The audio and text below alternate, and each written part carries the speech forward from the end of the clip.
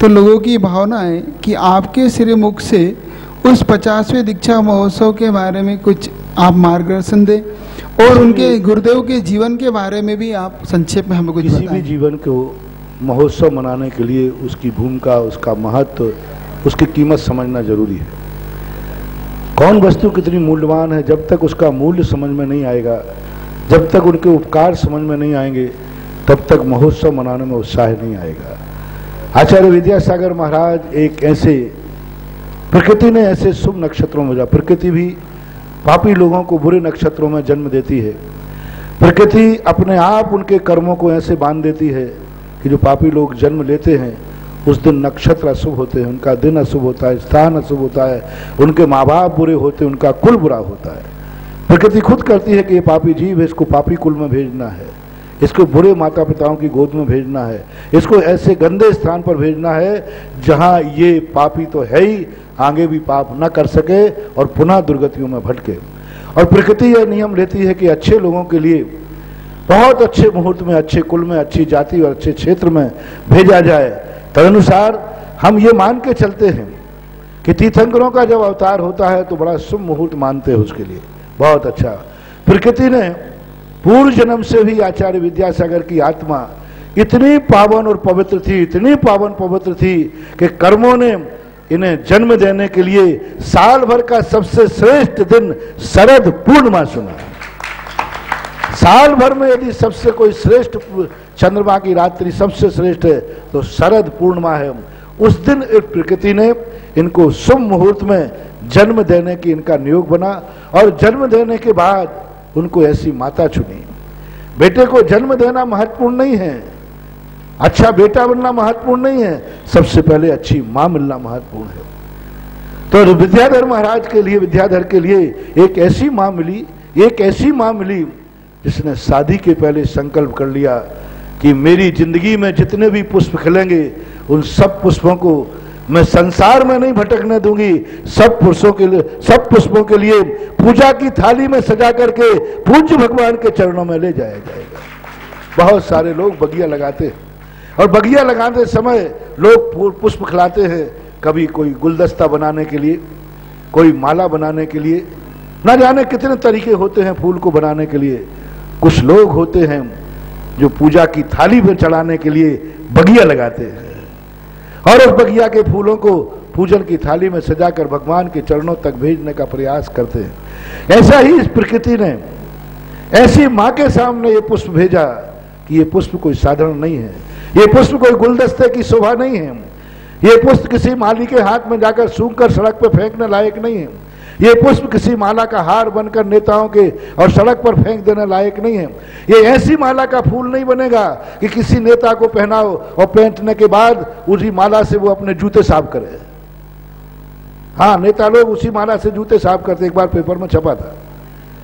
तो ये फूल इतना अनमोल है कि जिस माँ की थाली में जाएगा, जिस माँ की गोदी में जाएगा, उसी माँ की गोदी में जाएगा जो इस पुष्प को पूजा की थाली में सजा करके और पूज्य के थान में ले जाएगा। श्रीमती माँ ने एक ऐसा संकल्प किया और एक ऐसे पुष्प को जन्म दिया और उस पुष्प को जन्म लेने के बाद एक दुनिया में इस पंचम काल में दुर्लभ माता है जिस माँ ने अपने बेटे को इस मोक्ष मार्ग में जाने के लिए सारे आइटम मिलाए।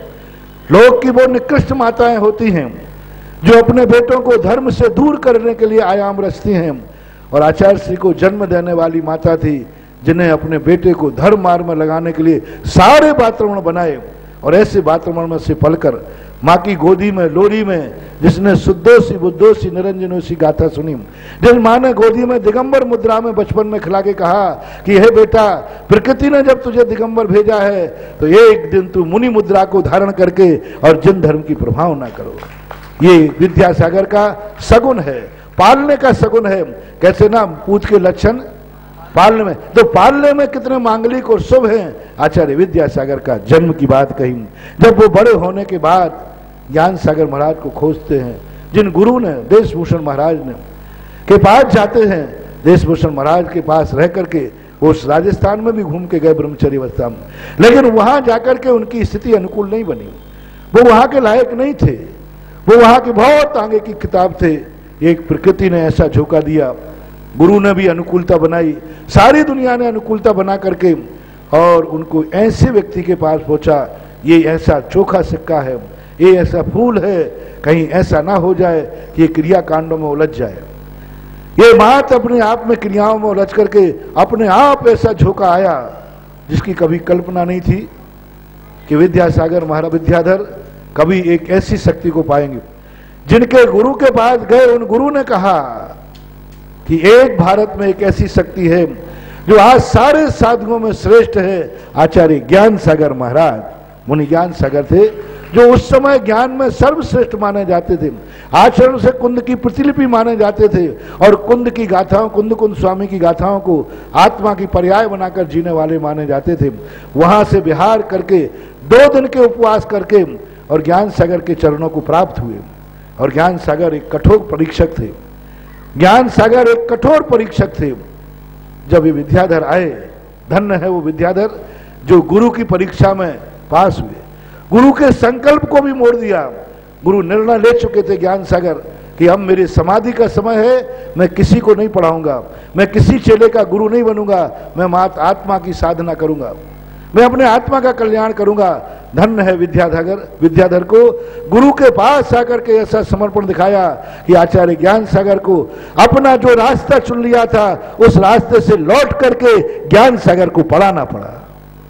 ज्ञान सागर ने विद्याधर को पढ़ाया और पढ़ाने के बाद अलौकिक घटना घटी कि एक 22 साल की उम्र में एक गोरा चट्टा चढ़ती जवानी, खून खोलता हुआ, और ज्ञान सागर महाराज वृद्ध, 70 साल के वृद्ध, एक वृद्ध व्यक्ति और एक जवान व्यक्ति, और वृद्ध की आंखों ने और जवानी में भगवान का स्वरूप देखा और दिगंबर मुद्रा का स्वरूप देखा और उस जवानी के अंदर डायरेक्ट मुनि दीक्षा देकर अजमेर में सारे जगत को आश्चर्यचकित कर दिया और सारा जगत स्तब्ध हो गया।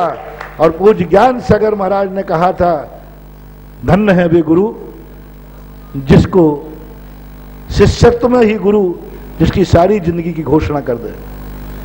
सारे लोगों ने कहा कि इस जवानी में दीक्षा लेकर दिगंबर मुद्रा देख करके ये निर्दोष चर्या पालन नहीं कर सकता, पतित हो सकता है।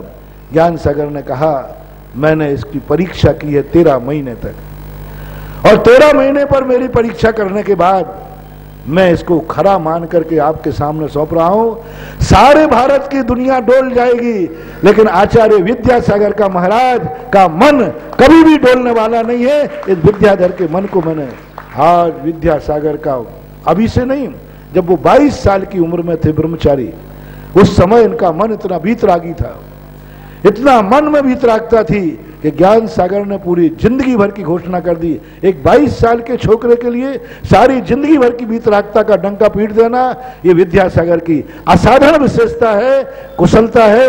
अपने शिष्यत्व में वो पास हुए और दीक्षा लेने के बाद गुरु के पास जब वो आए, पूरा ज्ञान किया। ज्ञान करने के बाद समाधि के समय गुरु की जो सेवा उन्होंने की, आज करोड़पति पिता का बेटा भी अरबों की संपत्ति छोड़ जाए तो नहीं कर सकता। उनकी सेवा के चित्र, उनकी सेवा के अश्रुपूरित आंखों से आंसू आ जाते हैं। गुरु के लिए अपने कंधे पर उठा करके आहार के लिए ले जाते थे। गुरु जब विहार करते थे, उनको साइड का थी, अपने कंधे पर बैठाल करके गर्मी में विहार करते थे। आज ऐसी गुरु सेवा ना तो सुनी है और ना देखने में आई है। तो सबसे पहले विद्यासागर एक सच्चे मायने में गुरु भक्त है, दूसरे मायने में अपना शिष्य ही गुरु की दृष्टि में गुरु के रूप में देखने में आ गया। भगवती आराधना में कहा, वो शिष्य धन्य है जिसमें गुरु भी कहने लग जाए, जिस शिष्य को मैंने बनाया है, काश ये मेरा गुरु बन जाए तो मेरा बेड़ा पार हो जाए, गुरु बन जाए मेरा। ज्ञान सागर महाराज, विद्यासागर महाराज में ऐसा गुरुत्व देख लिया कि विद्यासागर का शिष्य बनने के लिए भी उनकी आत्मा तड़प उठी कि मैं इसका गुरु हूं, लेकिन ये अन्याय है, ये इतना महान है कि ये मेरा गुरु बनने लायक है।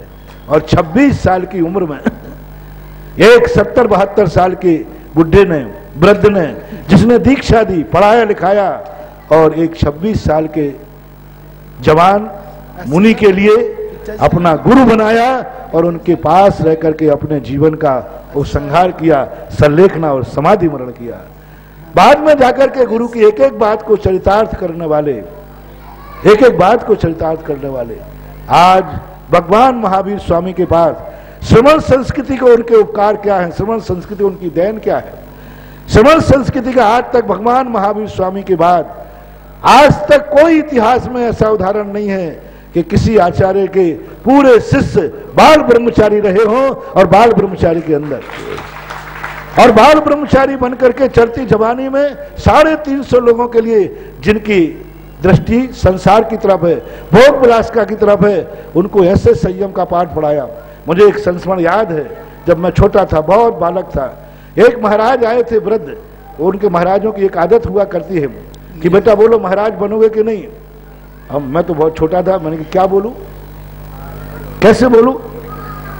और इतना जरूर मुझे ज्ञान था, बड़ों को मना मत करना। पता नहीं कहां से ये ज्ञान था, पता नहीं ये संस्कार कहां से था। बड़ों को कभी ना मत बोलना, मना मत करना। तो तुरंत अब हाँ कह नहीं सकता, इतना छोटा हूं, और ना कह नहीं सकता, तो तुरंत मैंने जवाब दिया कि आप जैसा बुढ़ा हो जाऊंगा तब बनूंगा, और दौड़ लगा के भाग गया। यानी लोगों की धारणा थी कि संयम, व्रत, धर्म बुढ़ापे के हैं, जो संसार से यूजलेस हो गए, जो संसार के किसी काम के नहीं रहे, और उसके बाद धर्म कर लेना। आचार्य विद्यासागर महाराज ने यह दिखा दिया कि धर्म चढ़ती हुई जवानी में है, जहां आत्मा पाप करने के लिए उन्मुख है, इंद्रियां पापोन्मुख है, और वहां भेद विज्ञान के माध्यम से अपने उपयोग को आत्माभिमुख कर लेना, यह सबसे बड़ी साधना है। यह है श्रमण संस्कृति का उपकार। दूसरा, जब भगवान महावीर स्वामी की चर्या को, जिन्होंने बाल ब्रह्मचारी बनकर के उन्होंने अपनी चर्या को इतना निर्दोष बनाया कि आज लोग उनके देखते हैं, उनको देखते ही मेरी एक कहानी है। मैं सबसे ज्यादा साधुओं से डरता था, क्योंकि साधु नियम ना दे देवे। और मैं साधुओं से कह देता था कि मैं आपके पास आऊंगा, पहले आप नियम लोगे, मुझे नियम तो नहीं दोगे। बड़ा खुरापाती था। कोई साधु आते थे, वो कहते थे सब लोग, तुम लोग आओ प्रवचन में, तुम लोग स्वाध्याय करो। तो मैंने कहा नहीं आऊंगा। मैंने क्यों? पहले आप नियम करोगे, मुझे कोई नियम तो नहीं दोगे। तो बेचारे महाराज नियम कर लेते थे। बेचारे महाराज, अब हमारी गाड़ी नहीं रुकेगी। महाराज नियम कर लेते थे कि मैं नियम नहीं लूंगा, मैं नियम नहीं दूंगा। तो आते थे आचार्य श्री को। जब मैं पहली बार आहार देने गया, सुनो उनकी भीतराग मुद्रा का। लोगों ने कहा कि ये महाराज तुम्हें नियम नहीं देंगे, तुम आहार देने जाओ। मैंने कहा नियम दे दिया तो? बोले नहीं देंगे। मैंने कहा दे दिया तो ध्यान रखना, जिंदगी भर किसी मुनि को नमोस्तु नहीं करूंगा। दोस्तों के साथ मजाक चल रही थी। लोगों ने कहा हाँ जा तू, ये नियम नहीं देंगे। मैंने कहा सोच लो, जिंदगी भर पर किसी मुनि के पास नहीं जाऊंगा। लोगों ने कहा पहन तो सही धोती दुपट्टा। मैंने धोती दुपट्टा पहन लिया। आभाना की बात है। पहनने के बाद जब मैं आहार देने गया तो उन्होंने अंजलि बंद कर ली। मैंने कहा आ गया नियम पर। अब मैंने ये होश उड़ गया कि मैंने नियम लिया है कि मैं कोई नियम नहीं लूंगा।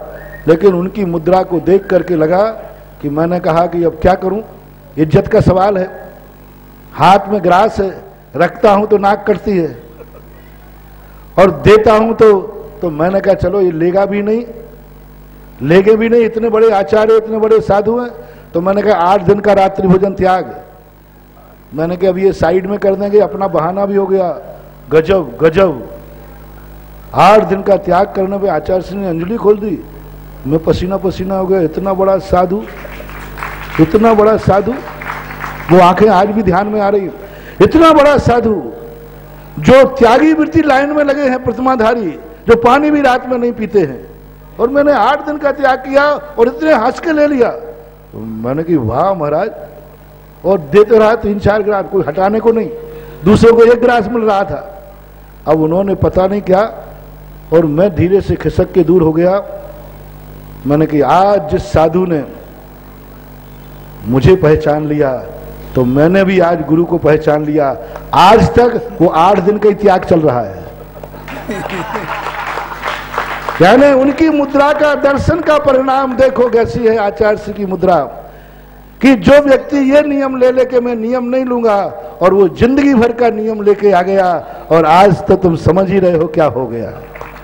तो आचार्य श्री की एक वीतराग छवि ऐसी है कि जवानों के लिए भी दुनिया का मार छुड़ा करके और मोक्ष मार्ग पर चलने को प्रेरित करती है। राष्ट्र के नाम और समाज के नाम संदेश सुनिए, समाज के नाम के उपकार सुनिए। आज दुनिया में हर व्यक्ति अपनी जिंदगी को कैसे संभालता है। आज तुम्हारे बच्चे, तुम्हारी बच्चियां किस तरफ बढ़ रही हैं, और आचार्य श्री आपकी बच्चियों को संभालने के लिए इस वृद्ध अवस्था में, आज उनकी उम्र भी 70 साल के लगभग होने वाली है, इस वृद्ध अवस्था में भारत की कन्याओं को संभालने के लिए प्रतिभा स्थली खोल रहे हैं। राष्ट्र के नाम से बेरोजगारी को दूर करने के लिए सरकार चिंतित है, बेरोजगार जैसे हो तो समाज के, देश को बेरोजगारी दूर करने के लिए हथकरघा जैसे उद्योग खोल रहे हैं जो उनकी सीमा से बाहर है। दया के रूप में कहिए, सारा देश ने कहा गायों को बचाओ किसी प्रकार, तो उन्होंने कहा बूचड़ खाने तो हम नहीं खोल पाए, बंद कर पाएंगे।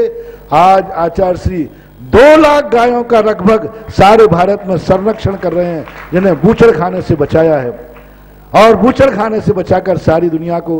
तो आज आचार्य विद्यासागर वो हैं जो कि देश के, राष्ट्र के, समाज के, श्रवण संस्कृति के हर तरफ उनके उपकार, अनंत उपकार हैं। आज वे पर्यावरण के पर्यायवाची बन चुके हैं, आज देश के लिए बहुत बड़ा संदेश दे रहे हैं। ऐसे महागुरु के लिए अब मैंने इतनी महिमा बता दी, अब मुझे यह कहने की जरूरत नहीं है कि 50वां स्वर्णिम दीक्षा दिवस आप मनाएं। इतना सुनने के बाद भी आपको मनाने का भाव नहीं आए तो आप कृतज्ञ हैं। मैंने तो मात्र अकेला सैंपल महिमा बताई है, मात्र मैंने इसके महिमा बताई कि ये कितना मूल्यवान वस्तु है, इसके बावजूद भी आपके मन में खुशी नहीं हो। इसलिए मेरा 50वें दीक्षा दिवस पर, स्वर्णिम दीक्षा दिवस पर सारे भारत के लिए संदेश है कि एक ऐसा आचार्य मिला जो महावीर की प्रतिलिपि है, जो कुंद कुंद के साक्षात अवतार है। और ऐसी वीतरागचर्या के लिए आप हर नगर में, हर गांव में उनका कोई ऐसा स्थायी कीर्ति स्तंभ स्थापित कीजिए जो युगों तक याद रहे कि एक आचार्य विद्यासागर महाराज हुए थे, जिनके युग में हमारा जन्म हुआ था, और वो हमारे लिए एक कीर्तिमान थे। हर व्यक्ति, हर सरकार के लिए भी चाहिए कि हर बड़े बड़े शहरों के चौराहों पर आचार्य विद्यासागर नाम से स्वर्णिम कीर्ति स्तंभ स्थापित करें, और हर व्यक्ति जहां मंदिर हो, तीर्थ क्षेत्र हो, वहां भी इनकी व्यवस्था होना चाहिए। उन तीर्थ क्षेत्रों के ऊपर भी कीर्ति स्तंभों की स्थापना होना चाहिए। दूसरी बात, जगह जगह एक साल में मनाने के बहुत तरीके, महावीर पे अपने उपकार अनंत है।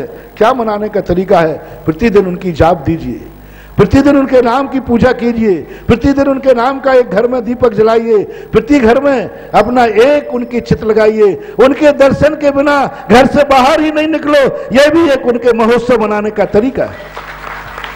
आज स्वर्ण महोत्सव पर एक छोटा सा नियम ले ले कि जब भी मैं घर से निकलूंगा आचार्य विद्यासागर महाराज की तस्वीर का दर्शन करके ही निकलूंगा। यह भी स्वर्ण महोत्सव मनाने का एक तरीका है। जब भी मैं सोने के पहले 24 घंटे एक आचार्य परमेष्ठी की माला फेरूंगा, यह भी भक्ति करने का तरीका है। मंदिर में जब मैं जाऊंगा तो एक आचार्य श्री का अर्घ्य चढ़ा करके ही मैं पूजा का समापन करूंगा, यह भी एक उनका महोत्सव मनाने का तरीका है। मैं उनकी पूजा करके जैसे देव की पूजा करता हूं, गुरु के रूप में मैं आचार्य विद्यासागर की पूजा करूंगा, यह भी उनका तरीका है। और मैं आज नियम लेता हूं, ऐसा भी कर सकते हो कि आज के बाद इस युग में मेरा कोई गुरु के रूप में ध्यान करूंगा तो आचार्य विद्यासागर को मैं अपना गुरु मानता हूं। यह बात को लेकर के भी आप महोत्सव मना सकते हैं। चाहे तो उनके नाम से अपनी कविताएं लिख सकते हैं, चाहे तो उनके नाम से एक ऐसी पाठशालाएं चला सकते हैं, चाहे तो उनके नाम से अपनी यदि पहुंच हो तो सरकारी कोर्स में, जो स्कूलों के कोर्स हैं, इनको इतिहास पुरुष में जोड़ करके उनकी जीवन गाथा स्कूलों में पढ़वा सकते हैं। जो जहां अधिकार में बैठा हुआ है, सरकारी महकमे में बैठा है तो वहां करें, समाज के महकमे में बैठा है तो वहां करें, अपने घर के महकमे में बैठा है तो वहां करें। जहां जिसका जो अधिकार हो, अपने अधिकार का प्रयोग पूज्य गुरुदेव के या स्वर्णिम दीक्षा महोत्सव के उपलक्ष्य में अपनी श्रद्धा व्यक्त करना है। तरीके अपने अपने होंगे, अपने अपने तरीके से प्रतियोगिताएं चालू करो कि हम अपने मंदिरों के अंदर प्रतिदिन, प्रति हफ्ते, एक साल तक आचार्य श्री के नाम की प्रतियोगिताएं करेंगे। तुम एक नियम ले लीजिए, अपने घर में 5 मिनट हम आचार्य विद्यासागर महाराज के गुणों की चर्चा करेंगे। 5 मिनट हम आचार्य श्री का नाम जपेंगे, मात्र 5 मिनट। नियम ले लिया कि मैं 5 मिनट एक माला आचार्य श्री के नाम की फेरेंगे। ओम ह्रीम आचार्य विद्यासागराय नमः। इतनी माला फेरेंगे, ये भी अपने भक्ति का तरीका है। कुल मिलाकर के आचार्य विद्यासागर गौरवान्वित नहीं है अपने बीच में जन्म लेकर, अपन गौरवान्वित हैं कि उनके युग में हमारा जन्म हुआ। हम गौरवान्वित हैं कि वो हमारे गुरु बने, हमें उनके चरणों की धूल बनने का मौका मिला और हमें गर्व से जीना चाहिए। हम उस युग में जन्मे हैं जिस युग में गुरु आचार्य विद्यासागर महाराज थे। हम गर्व से कह सकेंगे विदेश क्षेत्र में जाकर के कि हे भगवान, पंचम काल से जरूर आया हूं, लेकिन मुझे चौथे काल के समान चर्या करने वाले आचार्य विद्यासागर जैसे गुरु मिले थे, उन गुरु को मान करके मैं यहाँ आया हूँ। ये अपनी गौरव गाथा, अपनी गरिमा, अपना बहुमान किस ढंग से व्यक्त कर सकते हो, ये सब तरीके आपके होंगे। आप अपने दुकान पर भी कर सकते हो कि मैं जो भी दुकान का पहला ग्राहक आएगा, सबसे पहले मैं आचार्य विद्यासागर की जय बोल करके ही उसे सामान देंगे। आप वहां बोल सकते। आप दुकान खोलते ही नियम ले लीजिए, दुकान खोलने के पहले आचार्य विद्यासागर की जय बोल करके ही दुकान खोलेंगे।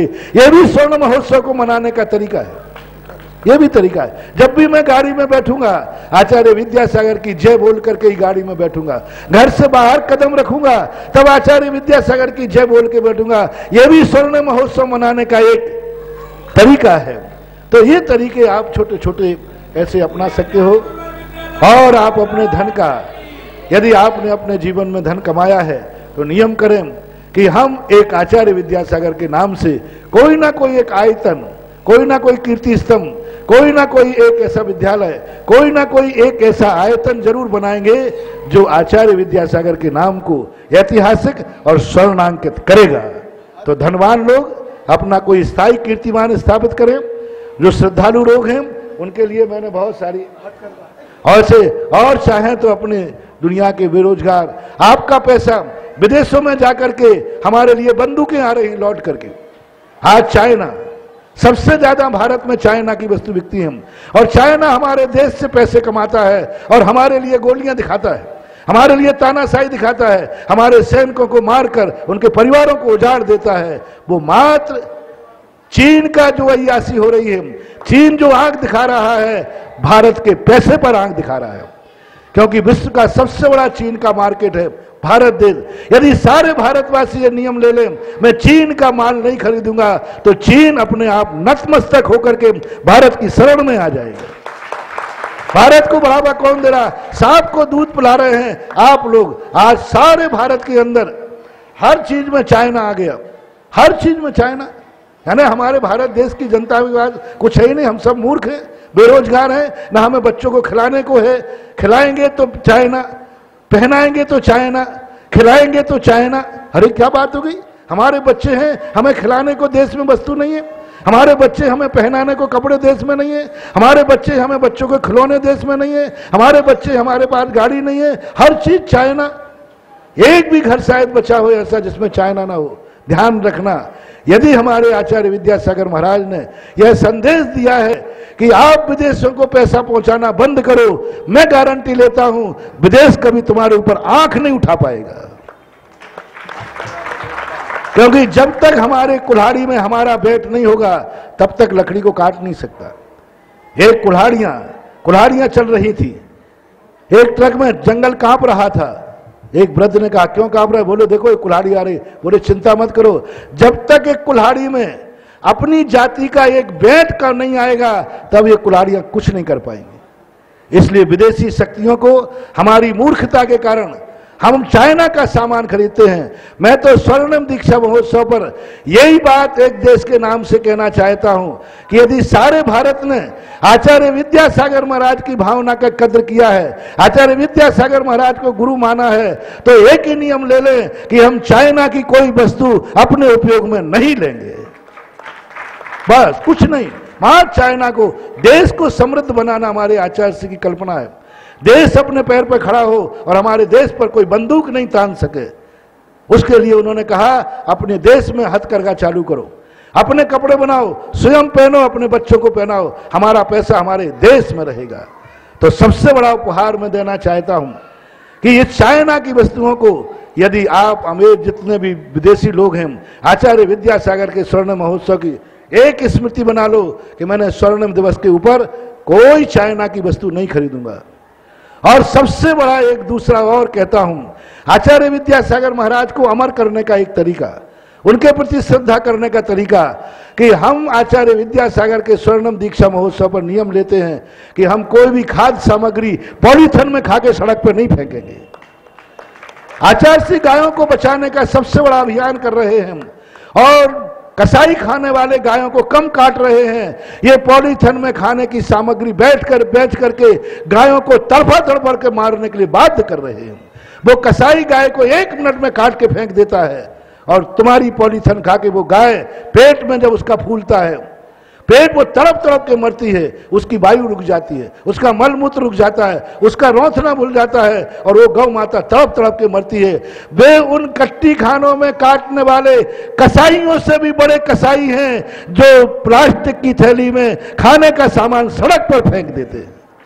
कट्टी खाना, सुनो रे जैनियों कान खोल करके, कट्टी खाने वाले से भी बड़ा कसाई वो है जो खाने की सामग्री को प्लास्टिक की थैली में रखकर, सब्जी का कचरा प्लास्टिक की थैली में रखकर सड़क पर फेंक देते हो और सवेरे वो गाय खा जाती है। तुम उस कसाई से बड़े कसाई हो। इसलिए आचार्य विद्यासागर महाराज की प्यारी गौ माता को बचाना है, आचार्य श्री की भावना को सफल करना है, तो आज सारे भारत के जैनी नियम लें कि हम कोई भी खाद्य सामग्री, कोई भी सब्जी प्लास्टिक की थैली में ना लाएंगे, ना सड़क पर फेंकेंगे। ये सबसे बड़ा उपकार हो जाएगा। और आज जो पर्यावरण को बिगाड़ने वाला डिस्पोजल है, इस डिस्पोजल को भी आप एक गिलास पानी पीकर डिस्पोजल फेंक देते हो, जहां वो डिस्पोजल पड़ता है वहां घास भी नहीं उगती, वहां घास भी नहीं उगती। और जब घास नहीं उगेगी तो भूमि बंजर हो जाएगी, प्रकृति का वातावरण बिगड़ जाएगा। इसलिए डिस्पोजल का भी प्रयोग बंद करो। ऐसे कुछ आचार्य श्री के संस्मरण। और मेरे से कहा था इन्होंने कि 15 मिनट आपको बोलना है, आचार्य श्री से मत बुलवाया करो। यदि शाम की मर्यादा नहीं होती तो मैं 12 घंटे तक भी रेगुलर आचार्य श्री पर बोल दूं। लेकिन आचार्य श्री का ही संदेश आ गया कि अब बोलना बंद कर, तेरा समय हो रहा है, रात हो रही है, सामयिक में बैठ जा। मैं क्या करूं। और मेरे से आचार्य श्री को बुलवाने का अर्थ है बहुत बड़ा। मैं तो ऐसा भरा बैठा हूं, इतने अनंत उपकार हैं कि सारी जिंदगी भर बोलता रहूं तो भी मेरा खजाना उन उपकारी के प्रति खत्म होने वाला नहीं है। इसलिए अभी संक्षेप में समय हुआ, इतना दे दिया बहुत है, अभी मैंने पूरा नहीं दिया। ये टीवी में भी वालों से मैं बंद के चलने वाला नहीं हूं। ये तो मात कहते 2 मिनट 1 मिनट, ये कोई तरीका है क्या? अरे अपनों को रोटी खिलाओ तो बिना गिने खिलाओ, गुरु की महिमा गाओ तो घड़ी बिना देखे गाओ। रोटी गिनकर 2 स्थानों पर खाई जाती है, या तो होटल में रोटी गिन के खाई जाती है, या फिर कोई भिखारी को रोटी खिलाई जाती है। अपनों को रोटी खिलाओ, गिन के मत खिलाओ, और अपने उपकारी की महिमा गाओ तो ना घड़ी याद रहे, ना समय याद रहे, ना टीवी याद रहे। मात गाए जाओ गाए जाओ गाए जाओ। जब तक मैं सिद्ध नहीं बनूंगा, केवल ज्ञान प्राप्त नहीं होगा, तब तक मैं अपने गुरु की महिमा गाता रहूंगा। बोले आचार्य विद्यासागर महाराज की जय। दुनिया में अनेक ऐसे संत हैं जिनसे आचार्य पद सुशोभित है, लेकिन आज